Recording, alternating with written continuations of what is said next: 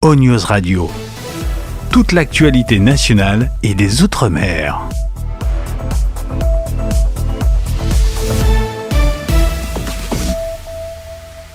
Jurassic Island, premier parc dédié aux dinosaures de toute la Caraïbe. Parcourez le parc à la rencontre de dinosaures animés à taille réelle. Au programme, plongez dans l'ère du Jurassique en réalité virtuelle avec la toute nouvelle attraction Jurassic VR. Infos et adresse sur le site www.jurassic-island.com. Venez vous fondre le temps d'un instant dans un autre monde. Martinique Actualité. Une nouvelle agression avec arme à feu a eu lieu dimanche soir. C'était le 19 janvier à Sainte-Marie. Un homme de 30 ans a été touché et transporté à l'hôpital. Les faits se sont produits dans le bourg du Morne-des-Esses.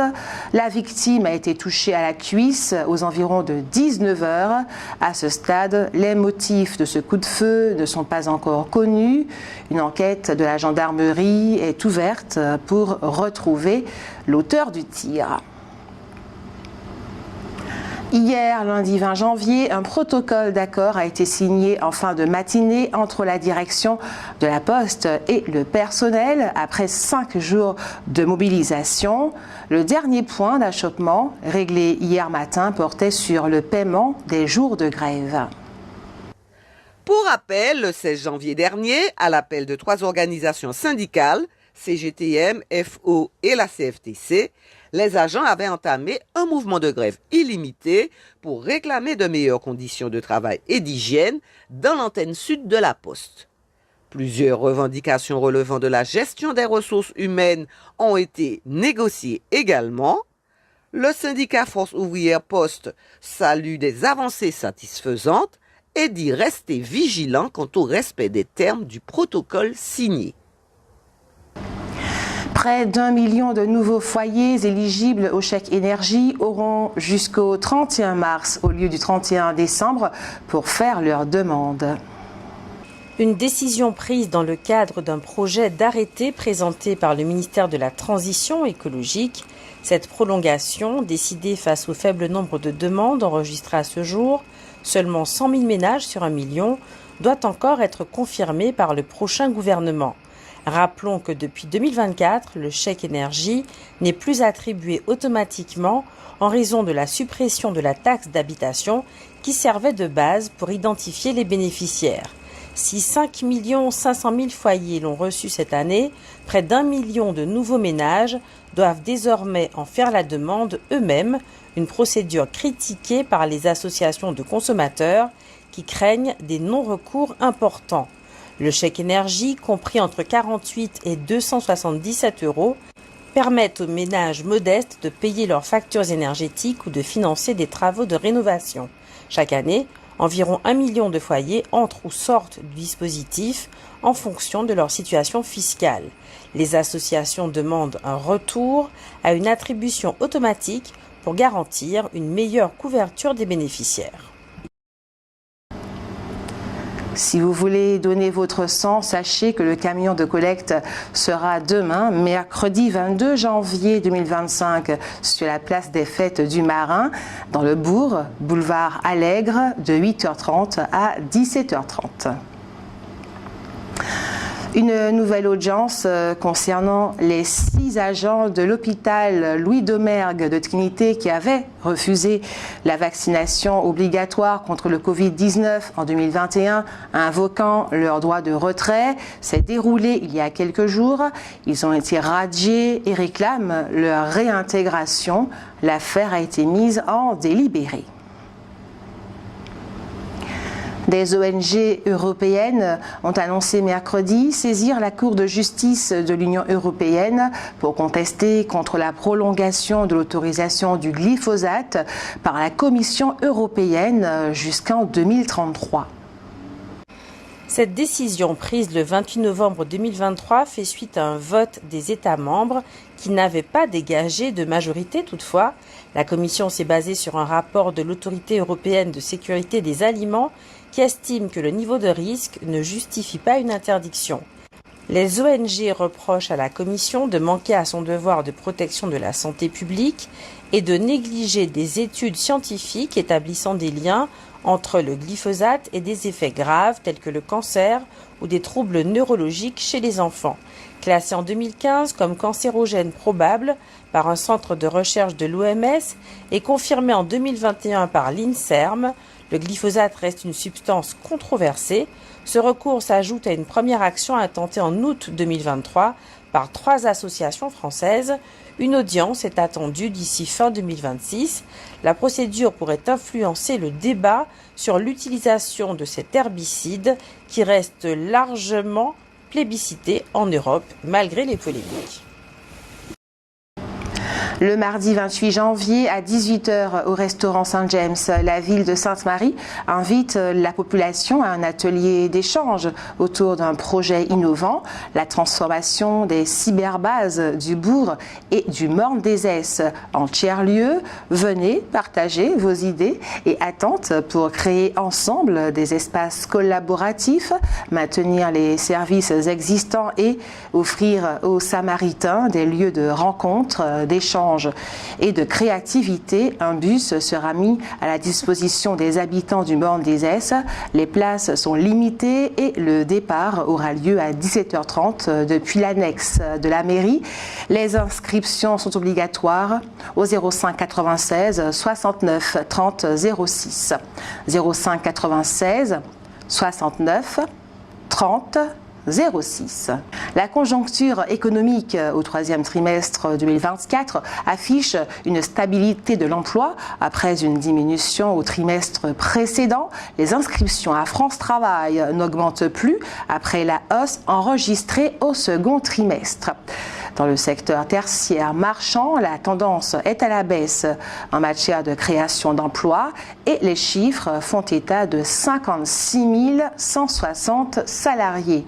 Même scénario pour le secteur de la construction où on comptabilise 6 090 salariés. En revanche, le secteur tertiaire non marchand gagne 180 emplois et compense les pertes des autres secteurs.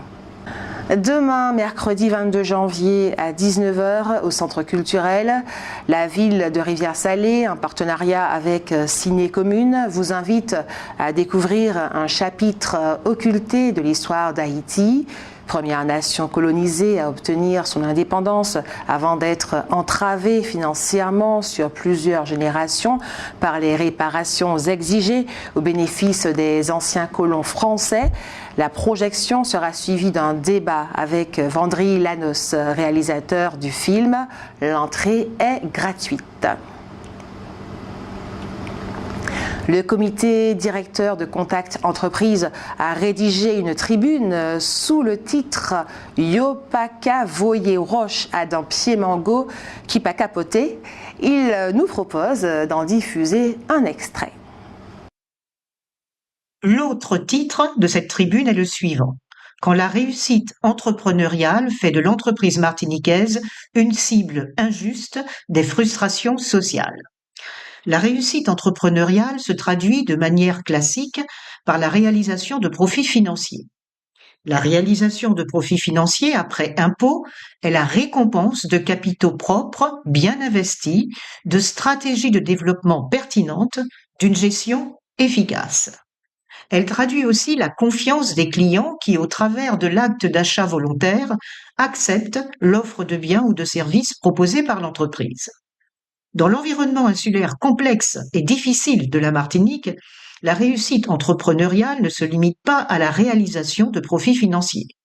Elle se mesure également au respect du pacte social avec les salariés, à l'engagement des acteurs économiques dans des œuvres d'intérêt général dont nous sommes tous les bénéficiaires quotidiens, à des politiques sociales et environnementales ambitieuses et progressistes, et à la longévité de l'entreprise. L'entreprise performante crée des emplois, elle paye également des taxes et des impôts qui contribuent notamment à financer l'action et les services publics. Elle permet à d'autres entreprises de se créer et d'exister en amont ou en aval de son champ d'activité, vente de production locale, finance, entretien, comptabilité, sécurité. Elle rémunère aussi ses associés ou actionnaires. Les dividendes sont la conséquence du risque pris et viennent parfois après de nombreuses années difficiles passées à peaufiner le modèle économique. Fin de citation. Rappelons le titre de cet extrait: Quand la réussite entrepreneuriale fait de l'entreprise martiniquaise une cible injuste des frustrations sociales.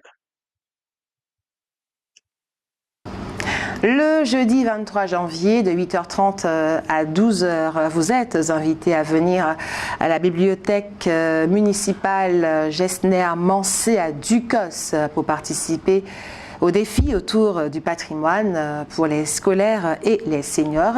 Attention, les places sont limitées. En première partie, il y aura des activités pour scolaires et seniors. Il faudra choisir votre créneau horaire, 8h20, 9h20, 9h25, 10h25, 10h25, 11h25. Et en deuxième partie, les activités sont réservées aux adultes de 11h30 à midi. Il y aura des cadeaux à gagner. Les inscriptions pour le groupe des scolaires sont complètes. Et pour les inscriptions pour les seniors, il faut s'adresser au 05 96 77 18 35. Je reprends. 05 96 77 18 35. À Sainte-Luce, la campagne de recensement de la population pour l'année 2025 a débuté le 16 janvier dernier et se poursuit jusqu'au 15 février. Cette opération concerne l'ensemble du territoire de Sainte-Luce. Chaque logement de la commune recevra une lettre d'information. Un agent recenseur recruté par la mairie et identifiable grâce à une carte officielle prendra ensuite contact avec vous. Votre participation est essentielle pour permettre à la ville de mieux comprendre ses besoins et de développer des projets adaptés à sa population. Et vous avez sans plus attendre la parole, c'est l'heure de votre avis compte. Souhaitez-vous que Rodrigue Petitot fasse de la politique en Martinique? S'il le veut, il est libre. Voilà, il fait ce qu'il veut. Oui, monsieur, au point où on en est, oui, pour essayer de changer les choses. Oui, oui, oui, oui. Je crois qu'on va trouver rapidement sur le terrain politique. Il mène une lutte qui, à mon avis, est juste contre la vie chère. Et glisser sur le terrain politique, me semble-t-il, ça. Est-ce qu'en étant politique, on défend mieux les intérêts du peuple qu'en étant simple citoyen qui a monté un collectif? Je crois que bon, ce qu'il fait est déjà bien. Bon, pour moi, ce n'est pas nécessaire qu'il aille sur le terrain de la politique. Oui, absolument. C'est quelqu'un qui est très fondé au niveau de mouvement social là. J'aimerais bien qu'il fait partie là. C'est un représentant du peuple. Pourquoi? Parce qu'il défend les citoyens, il défend le peuple par rapport à la vie chère. Parce que tout augmente, mais tout augmente de façon phénoménale. C'est abusé, c'est même des fois plus cher qu'en France. Parce que l'octroi de mer, c'est bien joli, mais ça, pour moi, c'est un faux prétexte. On profite de l'octroi de mer pour tout augmenter. Et c'est de l'argent qui rentre dans leur poche. Je pense qu'il en fait déjà, puisqu'il est impliqué dans une action politique pour la vie chère. Donc ça a déjà sa portée. Je ne sais pas si il peut vraiment se présenter, mais en tout cas, il est déjà présent sur la scène politique. Souhaitez-vous que Rodrigue Petitot fasse de la politique en Martinique? Non, pour moi, ce serait mieux de le demander directement en personne.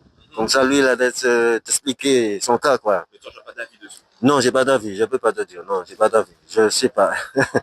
Oui, parce que vu son comportement, vu ce qui s'est passé déjà, vu son...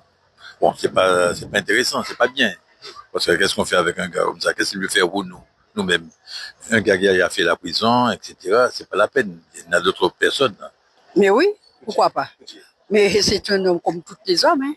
Et puis, il dit la vérité. Il ne ment pas. Mais nos politiques maintenant mentent pour nous. Il nous fait des misères, des méchancetés.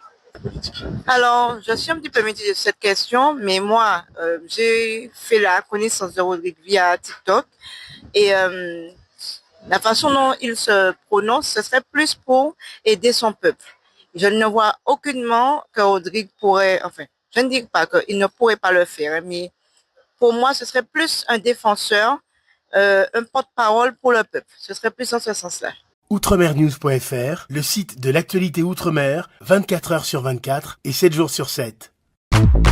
Retrouvez la chaîne Outremer News sur YouTube.